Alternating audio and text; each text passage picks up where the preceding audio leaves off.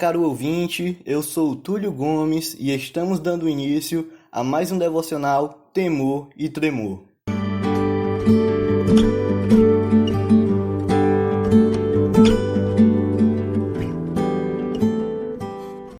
Oremos. Pai nosso que estais no céu, te agradecemos porque o Senhor cuida de nós e nos guia, apesar de não merecermos. Te agradecemos porque um dia o Senhor nos resgatou e nos mostrou o que é o amor. Nos encheu, ó Pai, de dádivas e de coisas boas. Abriu os nossos olhos. Te agradecemos, ó Pai, por mais um devocional e te pedimos, ó Pai, que o Senhor possa estar nos dando discernimento ao trabalhar, ó Pai, com as tuas escrituras. Que o Senhor possa estar nos capacitando, ó Deus, a te buscar cada vez mais, a te amar cada vez mais e nos aproximar cada vez mais de ti. Assim nós te oramos e te agradecemos, em nome de Jesus, teu Filho amado. Amém. Meus queridos, prosseguindo então com a nossa série de devocionais sobre o Sermão do Monte, o nosso texto bíblico hoje se encontra em Mateus, capítulo 6, do versículo 22 ao 23. Daremos início à leitura. São os olhos a lâmpada do corpo. Se os teus olhos forem bons, todo o teu corpo será luminoso. Se, porém, os teus olhos forem maus, todo o teu corpo estará em trevas. Portanto, caso a luz que em ti há sejam trevas, que grandes trevas serão. Mateus 6, 22 ao 23. Meus irmãos, bem sabemos que as Escrituras estão repletas de textos que falam ou citam os olhos, citam lâmpada, luz, e nada melhor que iniciarmos a nossa reflexão levantando alguns textos bíblicos que poderão contribuir com a nossa reflexão de hoje. Afinal, os textos bíblicos são dependentes e harmônicos entre si. Então, meus irmãos, quem são aquelas pessoas que, por terem olhos bons, têm os seus corpos iluminados e cheios de luz, e não perdidos em trevas? Em 1 Pedro 2:9 diz o seguinte: Vocês, porém, são geração eleita, sacerdócio real, nação santa, povo exclusivo de Deus, para anunciar as grandezas daquele que os chamou das trevas para a sua maravilhosa luz. Como bem sabemos, o Sermão do Monte ele se dirige aos bem-aventurados. E esses bem-aventurados são as pessoas que têm os olhos bons, que através desses olhos bons têm o seu corpo luminoso, iluminado. E são essas pessoas que são a geração eleita, sacerdócio real, a nação santa. Mas afinal, o que é essa luz que habita e ilumina nossos corpos? João 8:12 diz o seguinte: Falando novamente ao povo, Jesus disse: Eu sou a luz do mundo. Quem me segue nunca andará em trevas, mas terá a luz da vida.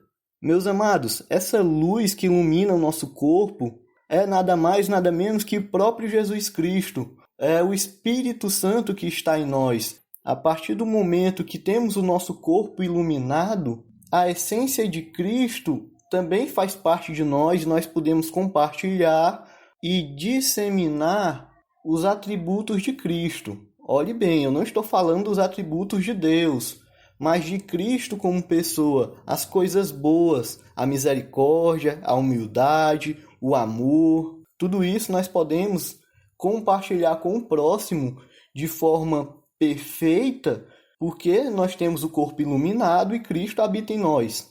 Meus amados, mas essa luz que ilumina os nossos corpos é realmente algo bom? Tiago, capítulo 1, versículo 17, diz o seguinte: Toda boa dádiva e todo dom perfeito vem do alto, descendo do Pai das luzes, que não muda como sombras inconstantes. Ou seja, toda e qualquer coisa essencialmente boa, toda boa dádiva e todo dom perfeito só é manifestado a essas pessoas que são iluminadas, que têm seus corpos iluminados através de Jesus Cristo. E as Escrituras ela também vai dizer que essa luz é também a nossa esperança e salvação. Em Efésios, capítulo 1, versículo 18, diz o seguinte: Oro também para que os olhos do coração de vocês sejam iluminados, a fim de que vocês conheçam a esperança para a qual ele os chamou, as riquezas da gloriosa herança dele nos santos. Como podemos ver, a própria Escritura complementa ela mesma. Então, meus irmãos, daremos prosseguimento com a nossa reflexão. É interessante observarmos a seguinte sequência, né? O crente, ele prepara-se em secreto em seu próprio quarto, e o crente, ele ora e faz diversas outras coisas. Ele jejua, ele ajuda ao próximo com esmolas e a prática de boas obras, sem se deixar notar. O crente, ele se edifica e desenvolve a sua santidade de forma individual com Deus, mas também ele precisará viver a sua própria vida nesse mundo, cercado pelas pessoas desse mundo e as coisas que estão nesse mundo. E este mundo fará tudo quanto estiver ao seu alcance para derrotar o crente, para arruinar a sua vida espiritual, para seduzi-lo, para corrompê-lo. Por isso, Jesus nos alerta sobre as riquezas desse mundo. Riquezas tais que têm finalidade de nos seduzir. E muitas vezes nós deixamos que essas riquezas preencham o nosso coração. E colocamos nosso foco, nós colocamos o nosso tempo, o nosso amor e o nosso coração. Riquezas que muitas vezes vão tirar o espaço de Jesus Cristo, o espaço de Deus e de seu Evangelho, vão ocupar esse espaço e nos prejudicar. E seguindo essa perspectiva, Jesus vai nos mostrar que os olhos são as lâmpadas do corpo. Aqui ele quer indicar a maneira como encaramos as coisas, como nós vemos a nossa realidade e como nós agimos diante dessa realidade. Aqui vai ser tratado a nossa visão, o nosso foco, as nossas intenções diante deste mundo. E se elas forem boas, todo o nosso corpo será iluminado. Porém, se essas intenções, a nossa visão, o nosso olhar, o nosso foco, se ele for mau, todo o nosso corpo estará em trevas. Meus amados, está claro que o texto bíblico de hoje é uma extensão do texto que foi abordado ontem no nosso devocional. Ou seja, onde estiver os nossos tesouros, ou o nosso tesouro, lá estará o nosso coração. E tudo isso influenciará a forma que olhamos, a forma que vemos e a forma que encaramos esse mundo. As nossas intenções estarão lá. Meus irmãos, então precisamos ter atenção, pois até nós, como crentes, é muito comum nos depararmos com situações em que os nossos pensamentos estão fundamentados nas coisas e nos tesouros terrenos, onde as nossas intenções estão voltadas para as coisas desse mundo, coisas que passam e que se acabam, e não para Deus. E esse anuviamento da visão, esse olho ruim, esse olho mau, esse olho defeituoso, por causa do amor aos tesouros terrenos, ele tende a nos afetar moralmente, na forma que vemos as coisas e lidamos com as coisas. Na prática, nós nos deparamos com o famoso jeitinho brasileiro, que vai da criatividade até a corrupção. Afinal, para se dar bem nessa crise, o cara tem que ser mala. Ou os políticos que expõem sempre as mesmas ideias, comuns e preconcebidas, geradas por reflexões fracas e alimentadas pelos tesouros onde se encontram seus corações, e que geralmente esses tesouros se resumem ao dinheiro e ao poder. Para John Wesley, o olho é a intenção. O que o olho é para o corpo, a intenção é para a alma. Como um conduz todos os movimentos do corpo, assim o outro aqueles da alma. Tudo é guiado pela intenção, como o corpo é pelo olho. Tudo que você é, tudo que você faz, seus desejos, temperamentos, afeições, seus pensamentos, palavras e ações. Então, meus amados, as pessoas deste mundo, elas baseiam as suas perspectivas éticas nas mais diversas ideologias e cosmovisões afastadas do Evangelho de Deus. E elas não só vivem assim, como elas induzem os cristãos a fazerem o mesmo que ela faz. Os olhos delas são maus, são imperfeitos. As escamas os cobrem. Uma visão reduzida e distorcida, que é resultado e resulta em pecado, corrupção, indecência, heresias e perversões.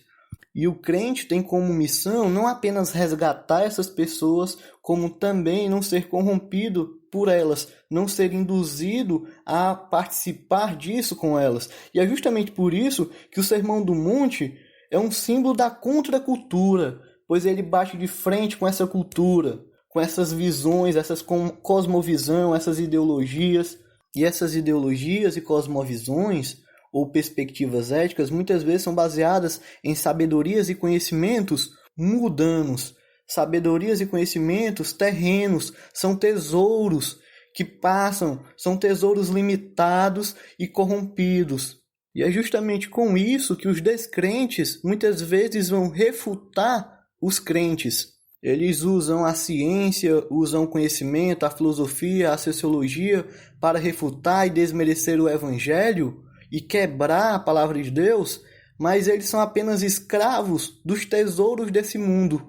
Afinal, eles não conseguem ver como nós vemos. Eles têm a visão corrompida, uma visão distorcida da realidade. Eles têm uma visão distorcida e limitada do verdadeiro conhecimento, da verdadeira sabedoria. Algo que nós só recebemos quando nós temos bons olhos, quando Cristo se revela a nós e nos salva. O Deus desse século, ele cegou os entendimentos dos incrédulos. O pecado cega a mente dos homens para as coisas que são perfeitas e óbvias. E assim, embora elas sejam tão óbvias, o homem imerso em seu pecado não é capaz de percebê-las. Por isso que Cristo, a luz do mundo, trazendo boas novas, a pessoa que vem oferecer a salvação, o amor e que vem nos libertar, não é reconhecido pelas pessoas desse mundo. Em João 3,19 vai dizer que a luz veio ao mundo e os homens amaram mais as trevas do que a luz, porque as suas obras eram más. Meus irmãos, e aqui nessa passagem fica claro que não há meio termo entre o olho bom e o olho mau. Se o olho não é bom, então ele é mau. Ou o seu corpo é iluminado, ou ele está perdido em trevas. Quem não ajunta, espalha. E é assim que ocorre com o Evangelho com Cristo. Cristo e Deus não quer apenas uma pequena parte ou parcela do seu amor, da sua devoção, da sua glória, da sua honra. Não. Ele quer por inteiro, e é assim que funciona. E o texto bíblico de hoje ainda diz mais. Portanto, caso a luz que em ti há sejam trevas, que grandes trevas terão. Meus queridos, quantos irmãos na igreja, pastores, líderes religiosos, teólogos, escritores que investiram tempo no evangelho e na palavra de Deus, hoje em dia não se encontram mais nesse meio. Eles tinham uma intenção, eles olharam e acharam ter luz, mas no fundo eram trevas. Quem está em pé, cuide para que não caia. Por quanto tempo será que essa visão e que essa luz será pura? Por quanto tempo será que esse crente, ou que você, ou que eu, almejará somente a Deus? Os inúmeros tesouros desse mundo estão aí, estão à nossa frente, esperando para serem pegues, serem conquistados. Satanás está ao nosso redor como um leão tentando nos tragar. E aí, meus amados, os nossos olhos vão apontar e buscar focalizar naquilo que damos mais atenção na vida, nas coisas e nas pessoas que representam os nossos tesouros. E lá estará o nosso coração. E só quem pode corrigir, curar e transformar os nossos olhos e visões é Cristo. E enquanto prosseguirmos apontando, olhando e focando para Ele, seu Evangelho e tudo aquilo que o cerca e o envolve, prosseguiremos com os nossos olhos bons e saudáveis, que servirão para iluminar o nosso corpo e a nossa vida, afastando assim tudo aquilo que for e que há de trevas e perdição. Ter Cristo e o reino dos céus como tesouro é algo tão magnífico, precioso e lindo que a eternidade é pouco para apreciá-lo, adorá-lo e buscar desvendá-lo em amor. Então, meus amados, Voltemos os nossos olhos para Cristo e que a luz dele resplandeça em nós e que possamos viver uma vida cristocêntrica, com uma cosmovisão e uma perspectiva e uma intenção voltada 100% para Deus, e que o nosso tesouro seja Ele. Oremos. Senhor Deus e Pai, nós somos tão falhos, imperfeitos e limitados, que até para te servir, ó Pai, que até para te buscar, nós necessitamos da tua ajuda. Então, ó Deus, nos ajuda, ó Pai, nos capacita, nos fortalece, nos enche, ó Deus, da tua graça e do teu amor, porque sem ti nós somos incapazes de te buscar, sem ti os nossos olhos continuarão turvos, sem ti os nossos olhos, ó Pai, não enxergarão nada mais do que esse mundo corrupto. Então, ó Deus, abre os nossos olhos, restaura os nossos olhos, ó Pai, e nos ilumina, ó Deus, para que possamos te servir assim como tu mereces, ó Pai, para que possamos te colocar em primeiro lugar na nossa vida, como o tesouro que ocupa o total espaço em nosso coração. Assim nós te oramos e te agradecemos, em nome de Jesus, teu Filho amado. Amém. E aí, caro ouvinte, não deixa de nos seguir no Facebook e no Instagram e de acompanhar o nosso conteúdo, para que assim como nós, você também possa estar sendo edificado. E compartilhe esse podcast com um coleguinha. Fique com Deus e até a próxima.